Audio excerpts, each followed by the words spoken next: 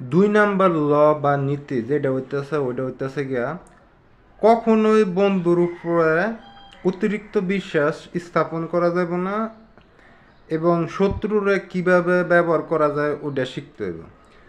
তো দেখা গেছে বন্ধু যেটা আছে তোমার খুব সহজেই তোমার সাথে দুই নাম্বারই করব, কারণ দেখা যাচ্ছে সে ঈশ্বর বশবর্তী হয়ে তোমার সাথে বিশ্বাসঘাতকতা যেটা আছে ওইটা করতে পারে।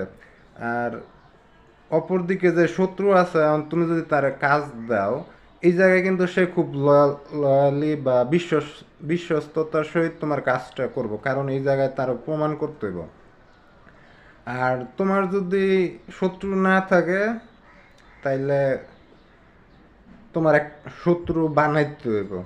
আর এক্ষেত্রে বিপরীত আছে, দেখা গেছে মনে করো তুমি অনেক কষ্টের কাজ করতেছো, এই জায়গায় যেটা হয় তুমি খুব সহজেই তোমার বন্ধুরে ব্যবহার করতে পারো।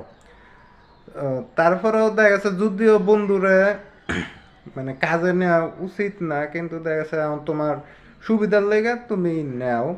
দেখা গেছে আগের দিনে যেটা হইতো যে রাজারা যে আছে, দেখা গেছে তাদের ভুলের লেগে তার বন্ধুরা মাইরে ফেলাইতো বা দোষটা তাদের উপরে দিত। এই ক্ষেত্রে যেটা হইতো যে সে হয়তোবা যে সে ভুলটা করছে ওই ভুলটার থেকে রেহাই পাইতো, কিন্তু এর ফলে তার যে বন্ধু আছে ওইটা সারা জীবনের লেগে হারাই লাইতো।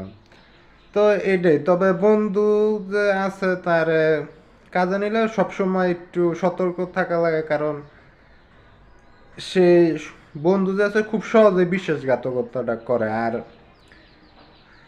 পৃথিবীতে যতগুলো রাজা আছে সবাই এই বিশ্বাসঘাতকতার কারণেই মারা গেছে।